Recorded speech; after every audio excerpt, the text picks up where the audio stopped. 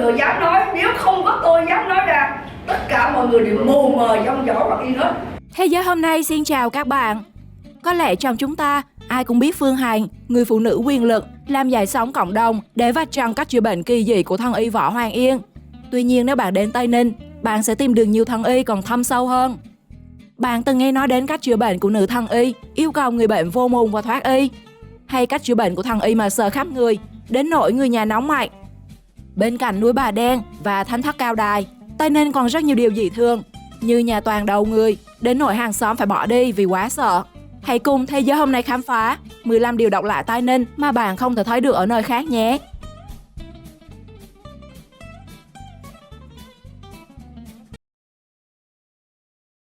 (15) Thân y. Nếu bạn nghĩ Việt Nam chỉ có một thân y Võ Hoàng Yên thì sai lầm rồi. Vùng đất Tây Ninh cực kỳ nhiều thân y luôn đấy. Họ có những cách chữa bệnh lạ lắm. Độc nhất là phương pháp chữa bệnh bằng cách vô mùng rồi thoát y. Chữa bằng cách này không biết có thoát được bệnh hay là thoát khỏi kiếp này luôn không biết. Hoặc chỉ cần nhìn vào mắt rồi vỗ vỗ đầu vài cái là có thể điều khiển được người âm xuất ra khỏi bệnh nhân. Về lâu về dài không biết hiệu quả thế nào, mà vừa mới trị thôi là cô bé bệnh nhân đã khỏe được liền. Ngoài ra còn có những thân y chữa bệnh như phim kiếm hiệp, bằng cách sờ mó tay chân, đùi, ngực. Gặp phải mấy cô gái xinh đẹp, thân y luôn nhiệt tình chữa trị. Đôi khi đang chữa thì bất ngờ mấy anh công an tới hỏi thăm, lúc này thì mấy thầy lại xoắn quần chạy mất.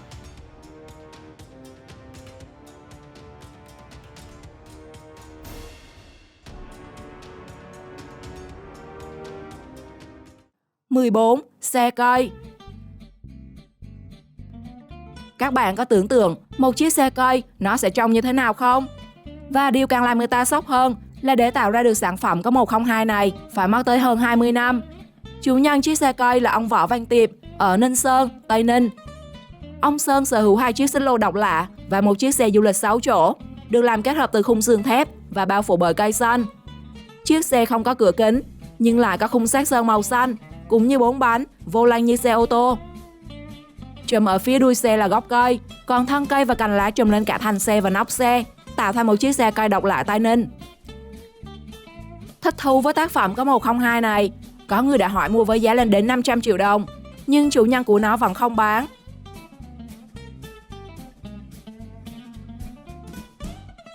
(13) Đám cưới cây nhà lá vườn Tây Ninh. Đám cưới là ngày trọng đại, nên không ít các cặp đôi luôn cố gắng tổ chức sao cho ấn tượng nhất. Và đến với Tây Ninh, chắc chắn bạn sẽ được ấn tượng hơn. Nhưng không phải với không gian tiệc cưới đầy hoa tươi, mà là những đám cưới đậm chất cây nhà lá vườn. Người ta có thể tổ chức tiệc ở vườn chuối, vườn cao su, với những cánh cổng cưới chỉ được dựng bằng thân chuối, trang trí thêm một ít lá dừa cho sinh động. Đến tấm biển vu quy cũng làm thủ công, chữ ghi viết bằng tay. Toàn bữa tiệc không kèn không trống, không tí nhạc sập sình, nói chung là giản dị hết mức có gì làm nấy. Có khi không có vườn thì họ chơi luôn ở ruộng lúa, nhưng đám cưới vẫn diễn ra rất gì và này nọ.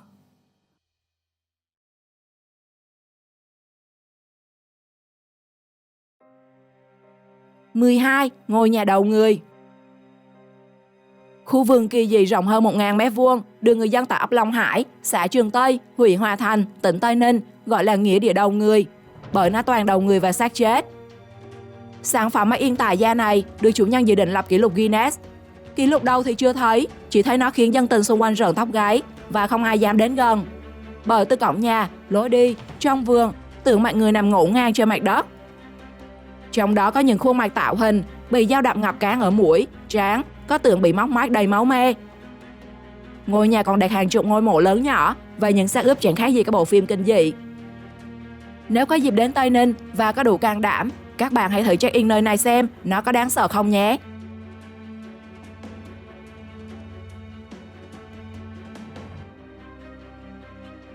(11) Giải tán đám cưới. Nói đến đám cưới Tây Ninh, bạn nào có yêu và lấy gái Tây Ninh thì nhớ phải giữ đúng lời hứa nhé, chứ không có khi tới đám lại phải quay xe về thì khổ lắm. Bởi mới đây, một đám cưới ở Tây Ninh đã thu hút sự chú ý của đông đảo cộng đồng mạng. Theo chia sẻ, vì nhà trai không đem đủ sính lễ là 3,3 cây vàng và 50 triệu như đã hứa, nên cô dâu không chịu ra làm lễ, mặc cho nhà trai khuyên can, năn nỉ vì hoàn cảnh chú rể tội nghiệp. Cô dâu vẫn nhất quyết không đồng ý và cuối cùng là giải tán đám cưới luôn.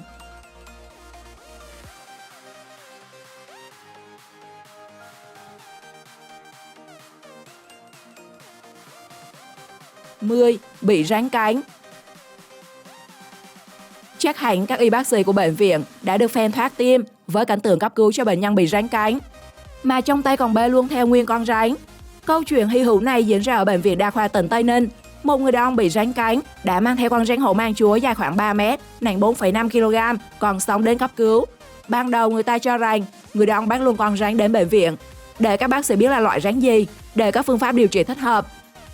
Tuy nhiên, sự thật khiến người ta không khỏi xót xa, bởi vì hoàn cảnh nghèo khó, muốn có tiền cho con ăn học, nên dù biết mình đang nguy hiểm, nhưng người đàn ông vẫn khăng khăng giữ lấy con rắn vì hy vọng sẽ bán được tiền.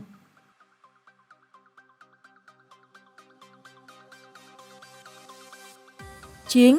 Lão nông chế tạo xe bọc thép. Chẳng cần bằng cấp hay được đào tạo chính quy, lão nông Trần Quốc Hải, ngụ xã Suối Dây, huyện Tân Châu, Tây Ninh vẫn làm cho thế giới sốc nặng khi có thể sửa chữa và chế được chiếc chiến xe bọc thép với tính năng hiện đại. Ông Hải cùng con trai được chính phủ Campuchia trao tặng huân chương Đại tướng quân khi sửa chữa và đóng thành công 12 xe bọc thép cho quân đội Campuchia. Chưa hết đâu, lão nông Trần Quốc Hải từng nổi danh cả nước khi chế tạo thành công chiếc máy bay phản lực, sau đó được ông bán cho một bảo tàng dùng để triển lãm ở Mỹ. Ngoài ra, ông được mệnh danh là ông vua sáng chế máy nông nghiệp khi tạo ra máy trồng mì, lạc, phun thuốc trừ sâu cho vườn cao su.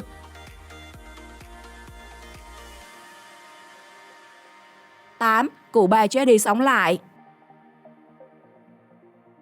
Chúng ta vẫn hay xem những bộ phim hồn lia khỏi xác, rồi người chết hồi sinh.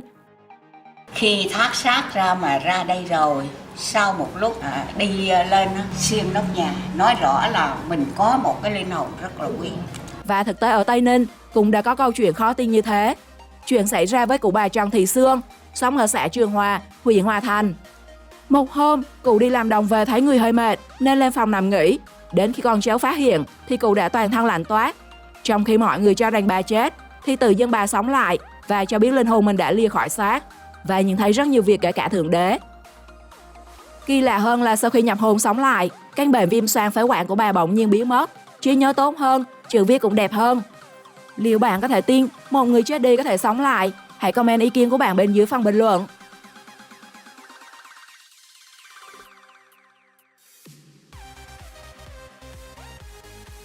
7. Múa lân ở Tây Ninh. Không biết các bạn đã xem múa lân ở Tây Ninh hay chưa? Bạn nào xem rồi thì comment bên dưới phần bình luận cho mình biết chúng khác như thế nào với lân của chúng ta nhé. Nếu là lần đầu xem múa lân ở Tòa Thánh Tây Ninh, hẳn bạn sẽ bị sốc bởi hai con lân này lạ lắm. Mà đúng là nó lạ thiệt. Nếu như lân mà chúng ta biết thân mình được làm hoàn toàn từ vải, thì lân ở đây được đóng khung nguyên hình, chỉ có 4 chân được thay bằng 4 chân của hai người múa. Thật ra thì đây được gọi là Long Mã và Ngọc Kỳ Lân, là hai con vật trong đạo Cao Đài. Trong đó, Long Mã có hình dáng đầu rồng mình ngựa, thân có vảy, cổ dài, mình cao. Còn Kỳ Lân có hình dáng như con nai, mình vàng, đuôi trâu, vú ngựa, có một sừng trên đầu. Cả hai được dùng để múa trong những dịp lễ hoặc tiếp rước quan khách, chức sắc hội thánh.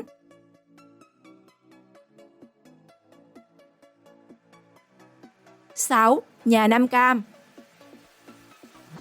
Ai cũng biết đại bản doanh và các bất động sản của ông trùm giang hồ khét tiếng Nam Cam là ở Sài Gòn. Sẽ thật bất ngờ nếu bạn biết tại tỉnh Tây Ninh, Nam Cam cũng sở hữu một cơ ngơi đồ sộ không kém những biệt thự ở Sài Gòn. Nhiều người cho rằng đây là một trong những nơi được ông trùm giang hồ chuẩn bị để nghỉ dưỡng, thậm chí là nơi để tránh nạn khi có biến. Ngôi nhà có quy mô 3 tầng, nằm trong khuôn viên đất khá rộng trên hàng ngàn mét vuông. Ở thời điểm cách đây hơn 20 năm, nhưng toàn bộ căn nhà đều được lót gạch bông, cầu thang ốp đá hoa cương. Nhà vệ sinh thì to hơn phòng ngủ người bình thường, cũng đủ biết nó khủng đến thế nào. Mặc dù lừng lẫy một thời giống như ông trùm, nhưng hiện nay ngôi nhà đã bị bỏ hoang cho cây xanh và thời gian che phủ.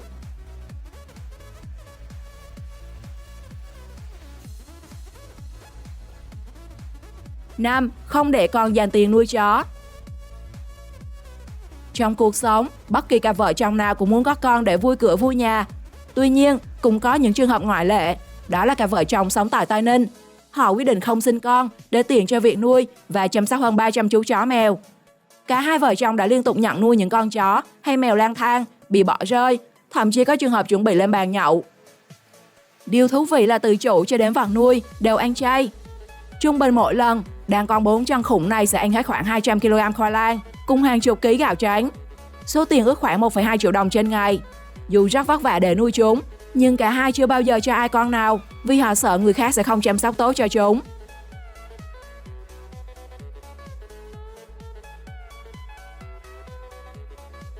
4. Siêu thị miễn thuế. Ít ai biết rằng Tây Ninh từng có rất nhiều siêu thị miễn thuế, nơi bán hàng trong nước cũng như quốc tế với giá siêu rẻ, như kiểu vừa bán vừa cho. Vì không phải đóng bất cứ loại thuế nào cho nhà nước, nên có rất nhiều người mua bán với hàng ngàn lượt người mỗi ngày. Đến đây bạn có thể mua sắm từ những đồ điện tử, đồ gia dụng, mỹ phẩm, thực phẩm đến từ nhiều quốc gia như Úc, Mỹ, châu Âu. Thời đó phải nói, nếu đến Tây Ninh mà không đi siêu thị miễn thuế là coi như chưa đến tỉnh này. Tuy nhiên từ năm 2015 thì nơi đây không được miễn thuế nữa, nên các doanh nghiệp cũng từ từ sạt nghiệp vì hàng hóa ế ẩm và nhiều siêu thị biến thành nhà hoang.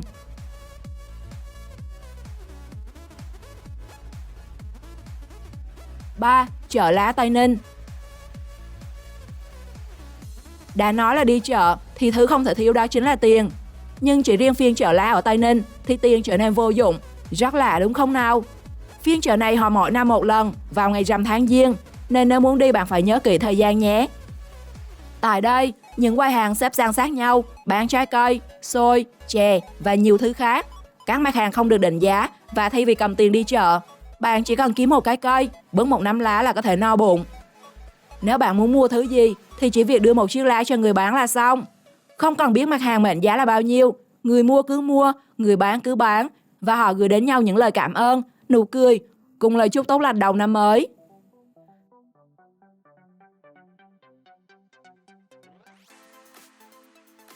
Hai, ông thần tài, ông địa dưới đất trồi lên. Ông địa dưới đất rồi mọc lên luôn hả chú? Có số lộn lạ trời. Nhiều người đã nghi ngờ cho đến khi được tận mắt chứng kiến hiện tượng độc lạ này. Theo như chia sẻ của gia đình, nền đất trong nhà cứ ngày một nhô cao lên, trông giống hình ông địa và ông thần tài ở tư thế ngồi đưa lưng vào nhau.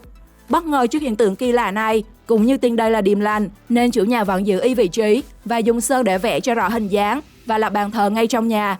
Điều kỳ lạ là từ ngày hai ông xuất hiện, gia đình làm ăn phát đạt và có cuộc sống ngày càng tốt hơn.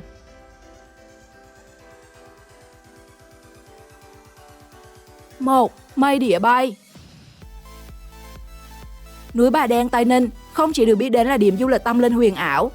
Nơi này càng được chú ý khi liên tiếp xuất hiện những đám mây địa bay kỳ lạ. Vào tháng 5 vừa qua, người dân lại một lần nữa được chiêm ngưỡng đám mây mang hình dạng địa bay siêu hiếm trên đỉnh núi Bà Đen. Hiện tượng này cũng từng xuất hiện vào năm 2021, 2022. Với hình dáng có 102, những đám mây này khiến nhiều người lầm tưởng là địa bay của người ngoài hành tinh. Mặc dù được các nhà khoa học lý giải là một hiện tượng tự nhiên kỳ thú, song vẫn có không ít lời đồn thổi về Phật tiên xuống thế hay ma quỷ lộng hành. Một số người còn dựa vào thế lực tâm linh để lý giải hiện tượng này theo kiểu mê tín dị đoan, cùng không ít chiêu trò giật tít câu view. Điều độc lạ nào của Tây Ninh làm bạn ấn tượng và sốc nhất? Hãy comment câu trả lời cho mình biết trong phần bình luận. Nếu phát hiện điều gì khác, các bạn có thể giới thiệu để mọi người tham khảo. Xin chào và hẹn gặp lại!